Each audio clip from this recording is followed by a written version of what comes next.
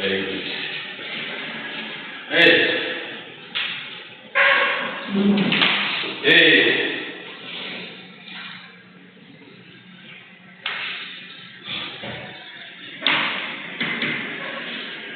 Oh. Yai Maria. Yai Maria Pio. Yai Talonga. Yai Tamasiri. Naomba mtu. Oh, okay, I know.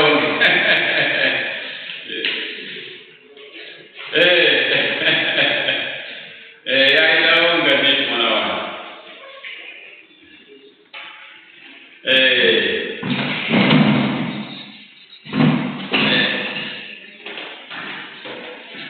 I know what you mean. Naonga.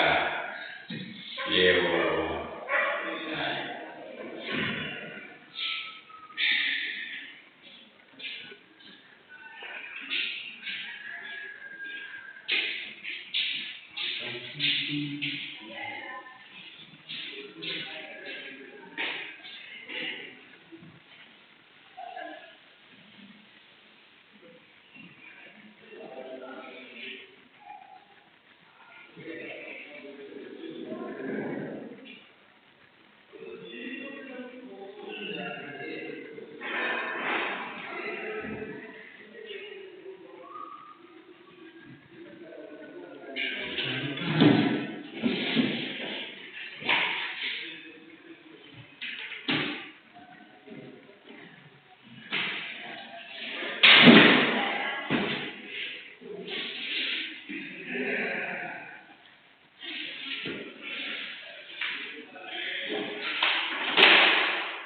This is Marco.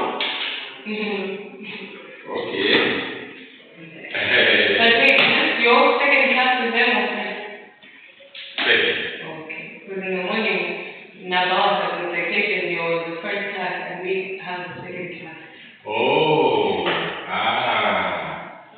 Is this yours? No.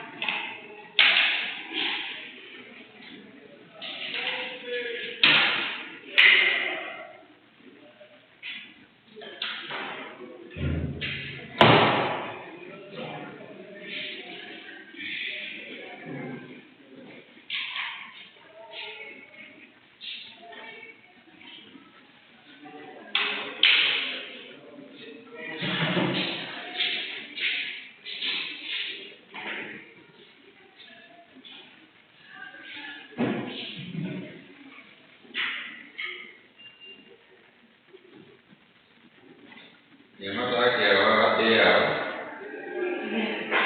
They are very unusual. They were there. Yeah, that's right. Yeah, but they don't come to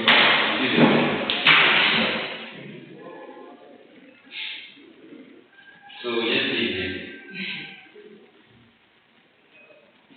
the group which is very troublesome. That's the only reason. Now, I'm not working anymore, so instead of changing to weekday, when I have the time, I might go live in the time. I'd rather come during the weekends. Yeah.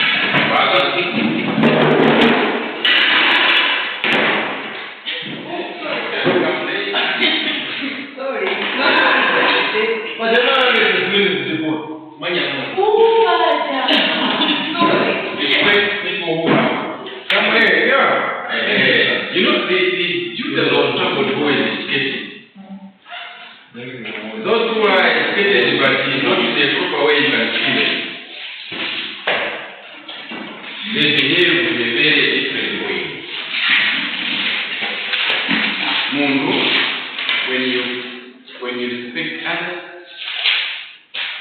you show your way of school.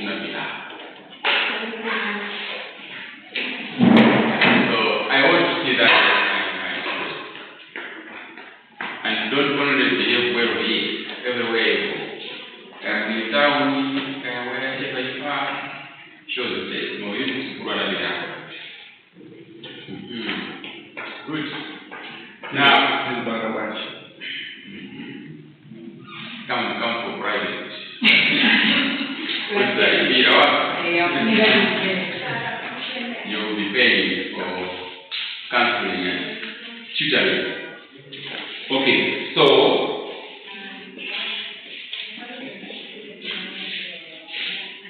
we talked about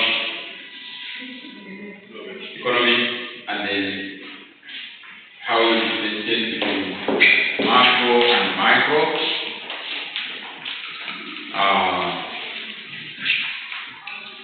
Now we want to move on. If I can have the peace.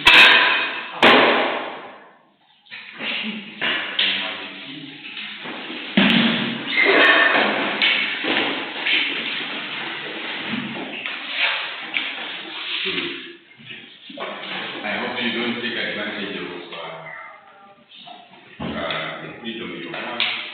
Just know that freedom is responsibility. Yeah.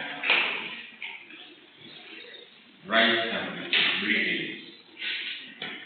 You have the right to be happy, to laugh, the way everyone. But that laughing has responsibility. Because somebody behind you is trying to listen to something. So you are laughing, even though you are right, it's impacting somebody else negatively. And that's what we want to talk about today. About how your actions can affect others, sometimes unintentionally.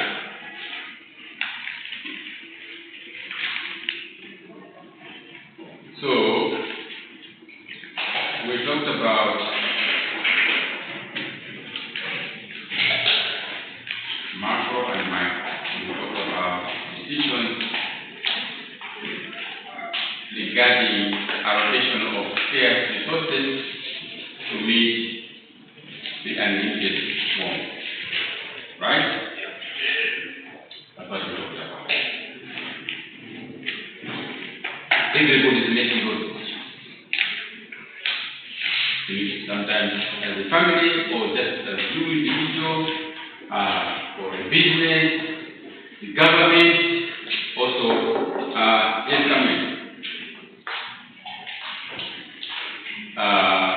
Everybody is making decisions. And usually it's about, these decisions are about how do you efficiently satisfy your many wants and needs using your limited resources that you have.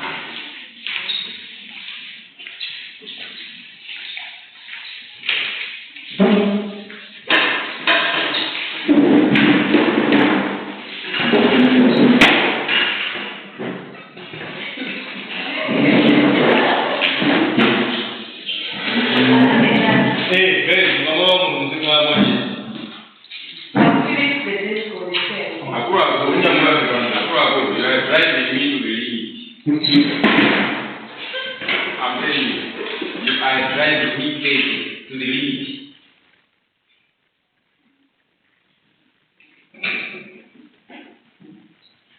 You are really driving me to the limit. So if I am a person,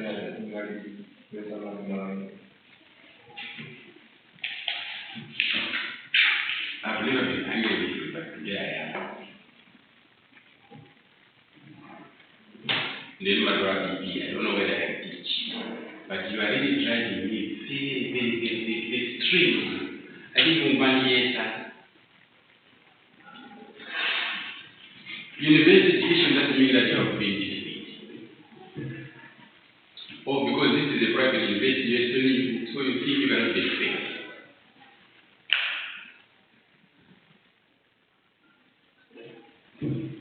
I don't think so.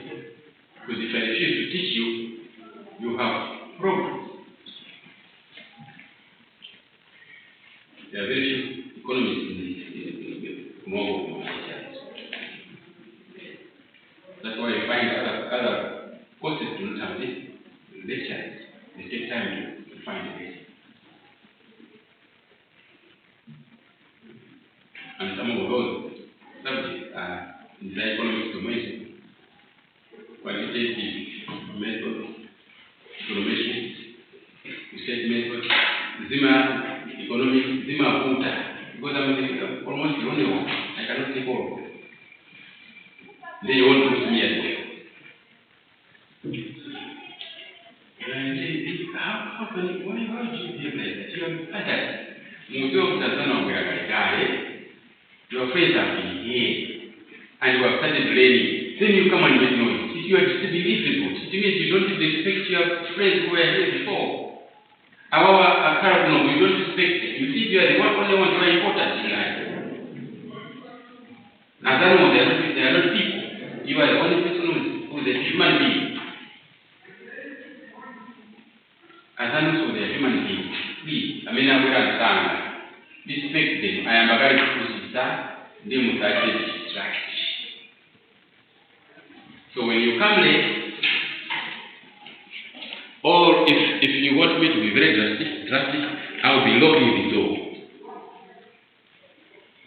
Mukazabu example, kudi mugomagwera mochedwa, and then you start.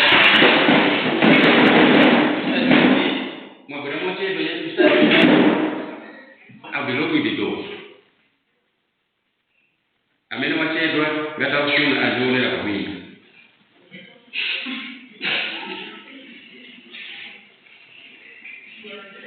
So this is it. I'm a good man, honestly. See me our when you can drive something.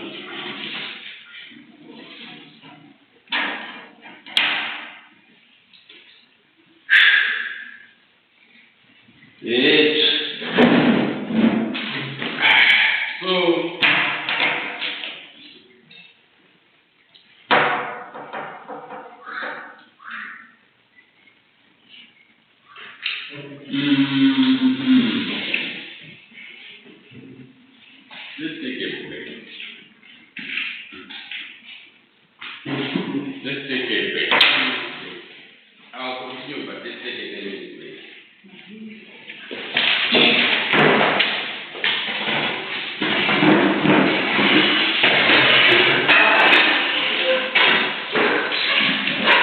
That 10-minute break, you don't move up. Mukarimomo, right here. No, Mukarimomo, right here. In an only taking the break for the week. You move.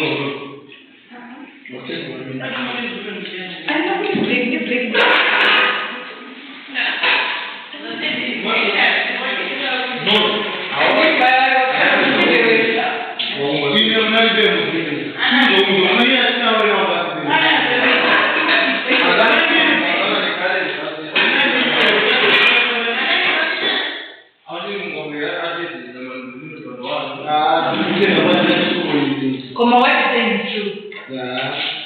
Nenda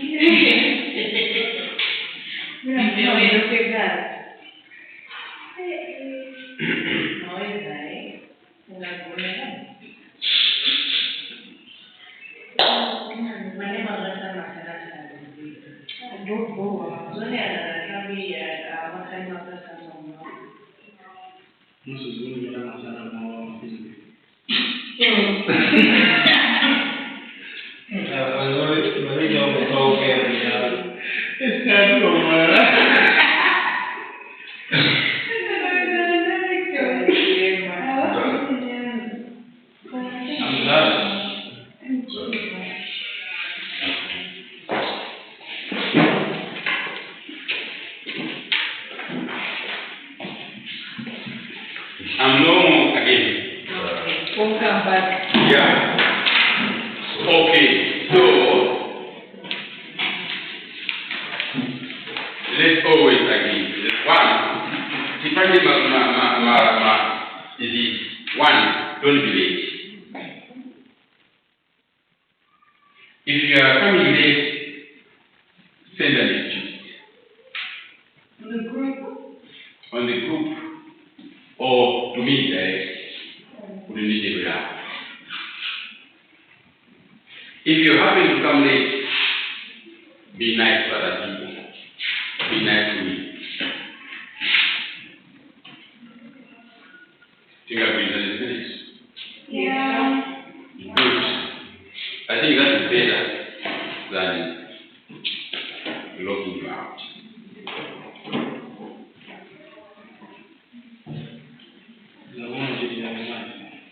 Good. So, we talked about the issues of resource allocation. In economics, we believe that human beings are rational. Being rational is that it means they'll choose the best option. So issues of rationality are very key in economics. We believe that human beings choose the best option. So when you've got very limited resources and you are trying to achieve so many things, you will choose the best option, be at a family level or individually. Some of you are not married, for example, you have your own house. You make decisions. The things that you want to do and the money, the resources that you have are very limited, but you want to do so many things. So when you are making those decisions, we are hoping that you are making rational decisions, and those are what we study in economics. Now, because certain things you don't have them yourself, you have to find them elsewhere, or sometimes what you have is the only resource you have, which you use to make money, for example, which then you use to acquire other things. So, in economics, there's also a lot of talk about how markets operate. When you want to exchange maybe your beans so that you get some fish or you get some meat. Remember the example I gave you about a family which has got so many kids and the only thing they have is 1 acre of land. Okay? So they are producing, but they have to decide on some cash crop trade from which they can get some money. And so they can use that money to meet other needs in the family. So you are talking of that there will be some exchange somewhere. Either you look at it as a barter. Barter is something which is very ancient now. These days we are talking of medium of exchange, which is money. So we'll be talking about money later on. What is money? What are the functions of money? What about financial institutions? What type of financial institutions are there? And what role do they play? And blah blah. We'll go deeper into those things later on in this course. Now, what we want to do now is when you want to go and do this acquiring, selling or buying to meet your needs, you need to buy something because you don't have. It means you are going out there to the market. Now, what is the definition of a market? A market is no longer a place where buyers and sellers meet. That was the traditional definition of what a market is. Before things changed, a market was a place where buyers and sellers meet. And we, in our language, in our local languages, we have maintained that definition of a market. That's a long time definition of a market. And up now, people say you build up a market. Because that's what has been the definition of a market. Now, these days, you all know that the market is no longer a place. A market is the process of buying and selling. It's a system of buying and selling. You don't have to meet. It doesn't have to be a physical place anymore. Okay? Now, why do we need this hub, this market thing,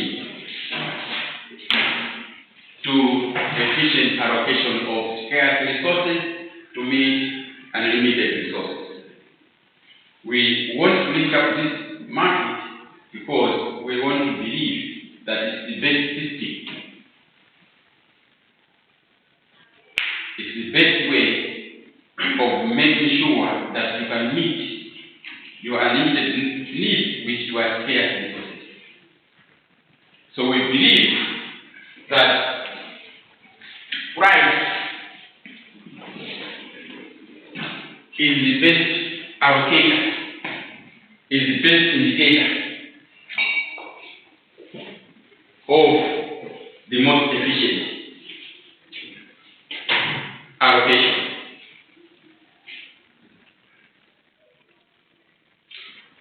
I'm sure you remember the issue about demand theory and supply theory. So you read introduction from, right? So you read the principle of demand and supply. The law of demand said what? The quantity demanded goes up when the price falls and the price stays. And that's why the demand curve was dropping from the left to the right. Right? Quantity. So you have your change like this, your demand change. Meaning that when the price falls, the quantity demanded increases. When the price goes up, the quantity demanded decreases. That's what you read. And for the supplier, those people who are producing, the supplier and the producer is the same thing. The seller and the producer are the same thing. The seller, supplier, producer, we are talking about the same category. The one who is selling, the one who is producing, the one who is supplying. In terms of the other side, the demand, this one is the buyer.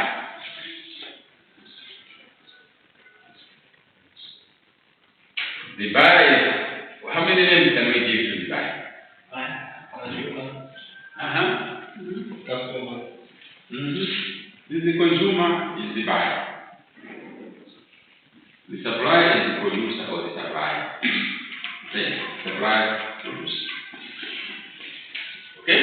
Now, we believe that this thing here is the one which gives the signals to where the resources should go.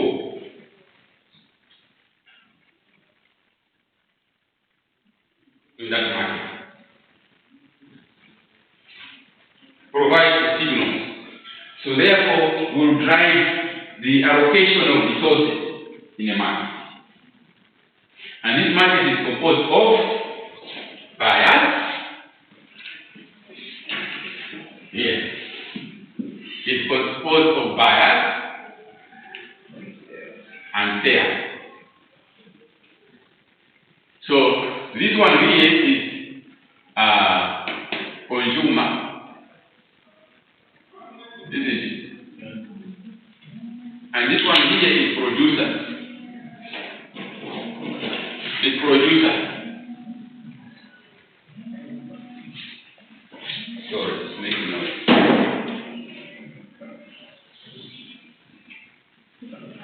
Let me call you Sammy.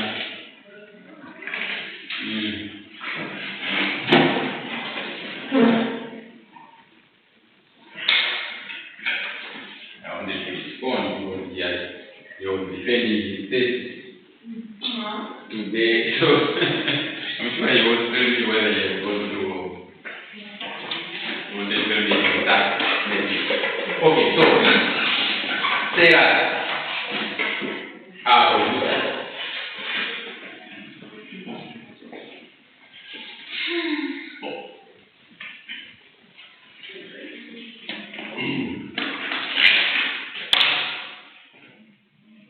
Now, because we're talking about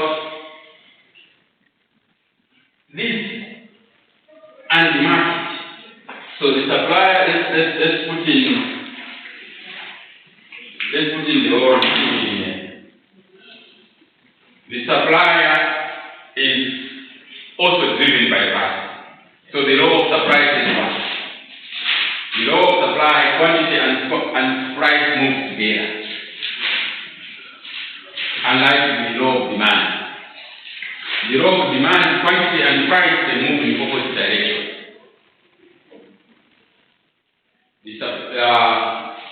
The quantity demanded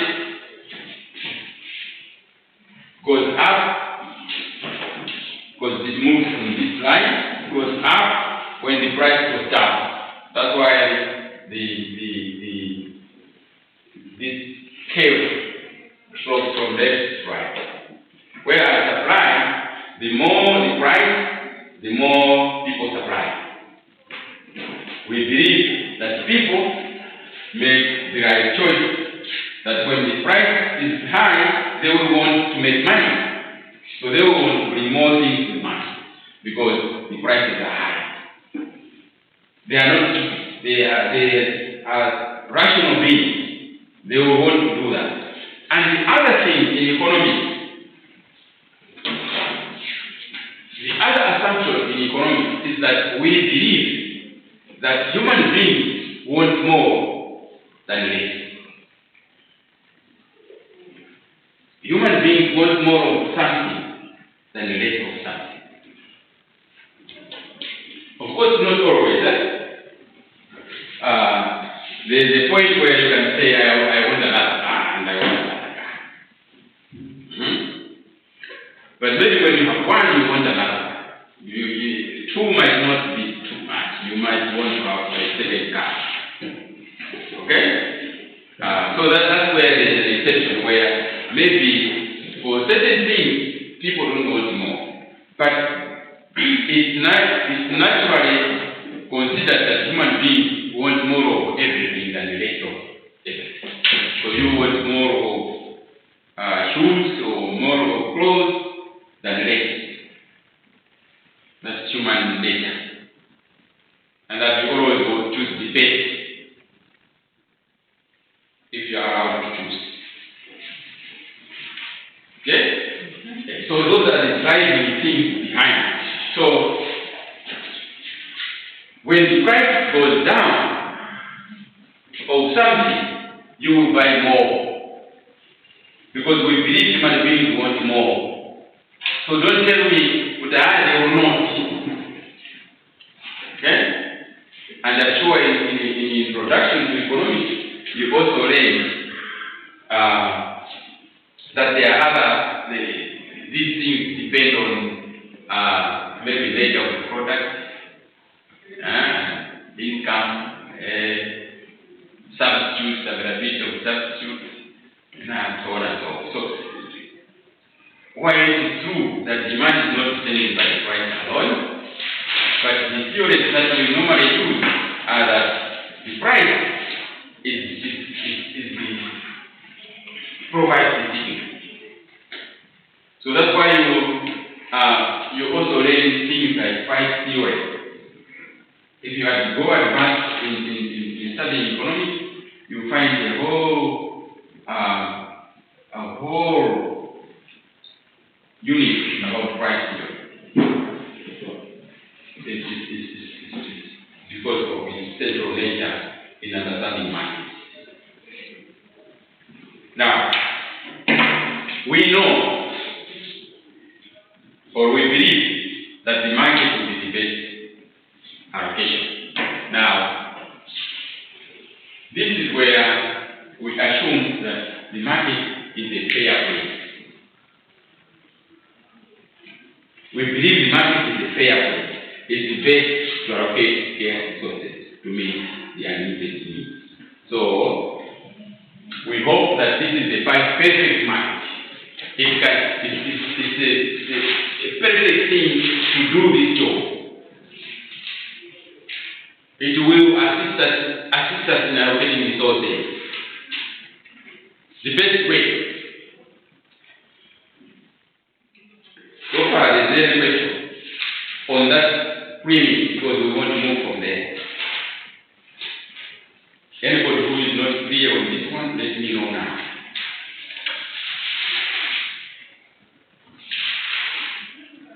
Okay. So, we hope that the market is always, this market is pure. It's the best system.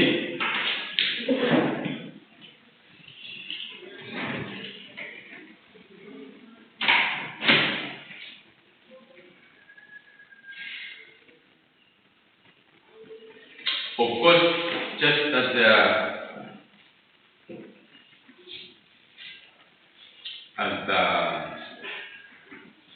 caveat, even though this market is considered to be pure, there have been some people who have been against it for several reasons. And therefore, governments have emerged into different forms. How to govern the people collectively, because government is about collective. People have come up with different forms of economic systems. Okay? So there have been some systems which are market-based systems. Leave the market to do its job. Then there have been some systems which are what we call command systems, where you think the market is not the best. Okay? Then there have been some economic systems which are mixed, where you want the market a little bit and then you want some control a little bit together. Okay? So we'll do that later on. We will study the benefits and the advantages and disadvantages of this economic system. But let's look at this market, the way we have placed it so far, the way I have placed it so far as the best allocator, as best indicator to allocate resources, limited resources to meet unlimited wants. Let's see what we mean by this pure.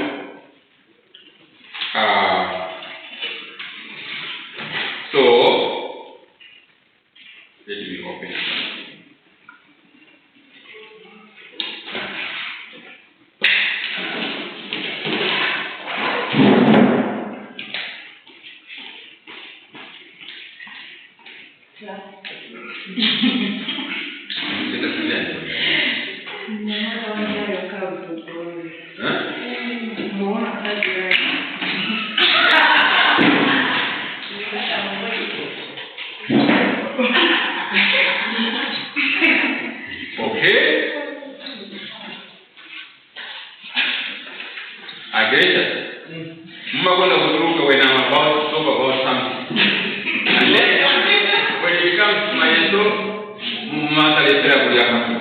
Because you meet the session.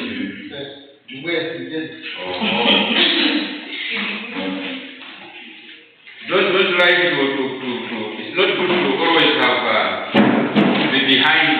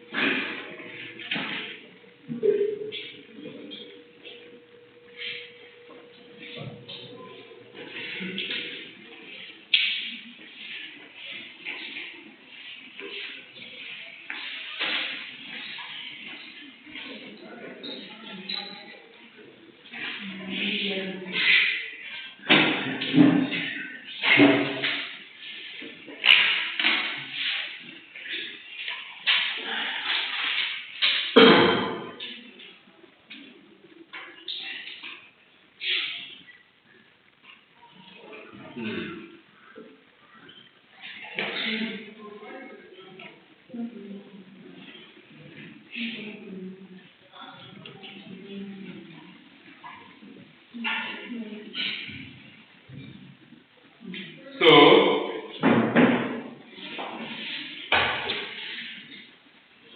perfect competition and pure competition. Right?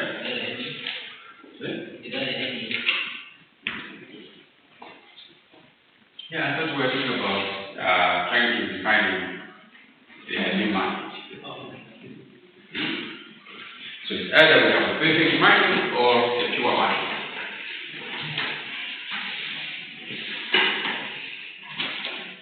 Perfect market or a pure market.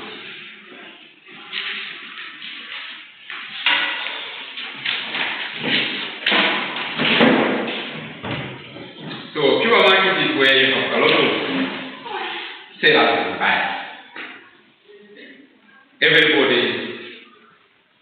Nobody can determine the price.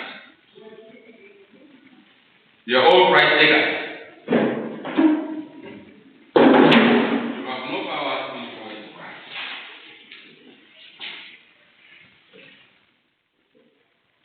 The market sets its own price, depending on how it feels, how it gauges the forces of suppliers and buyers.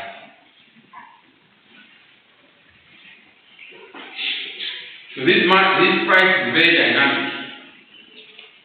It's not constant. But in your eyes, it's not constant. I mean, in theory, it's not constant. In your eyes, it looks constant. In your eyes, it looks constant. In theory, it's always moving. It's dynamic.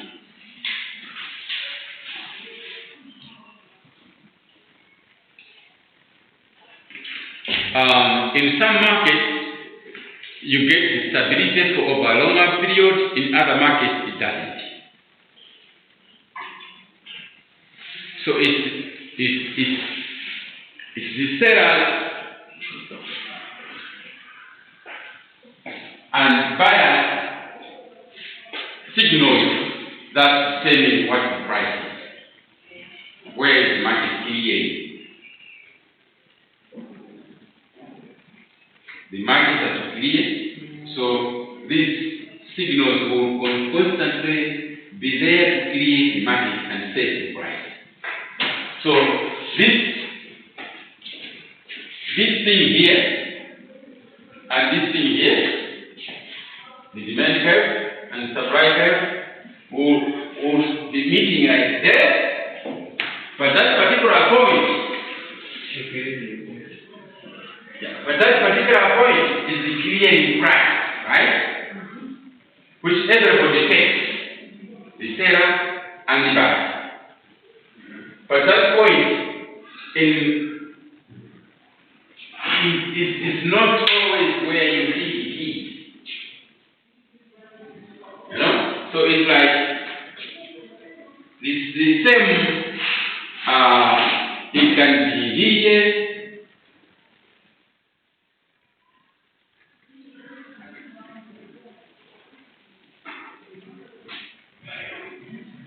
You see what I mean? These two guys crossing, where they cross is where the market is, meaning the quantity supplied is equal to the quantity demanded. Where they cross. So that nobody, when, for example, if a market was a place, the way we used to know of a market, if it was a place, what we mean by this dot is a price where if there were 100 people who brought Mawungu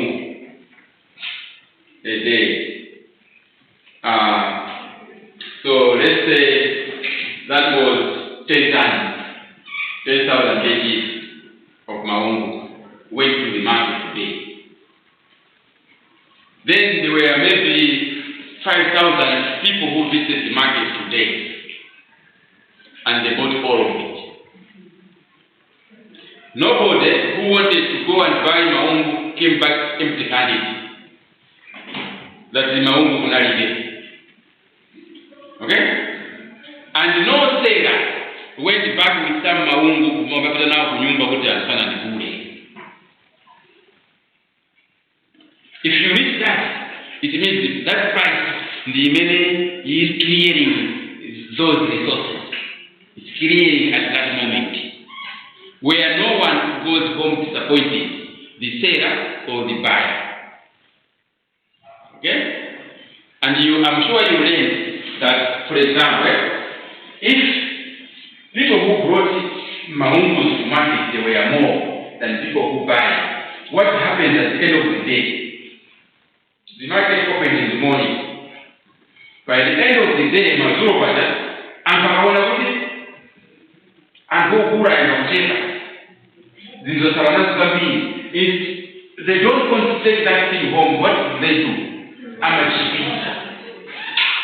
So I'm demanding that. So that's why when the quantity demanded and the quantity supply is not meet, the price will never be stable. It won't, because what Bursa will just ask it so that it can be clear, so that the market should be clear. Mawa the market he is clear. There's nothing left. Every buyer, every seller has gone home. Oh, Gura was the minimum of Gura. Oh, Peter, oh, Gurisa, I can come in a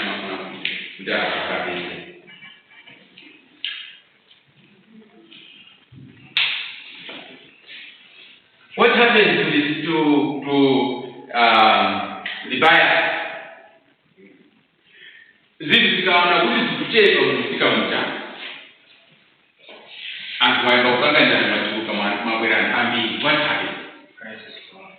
Hey, because when you say I think I should buy what I need at home. This is good. So what do you do?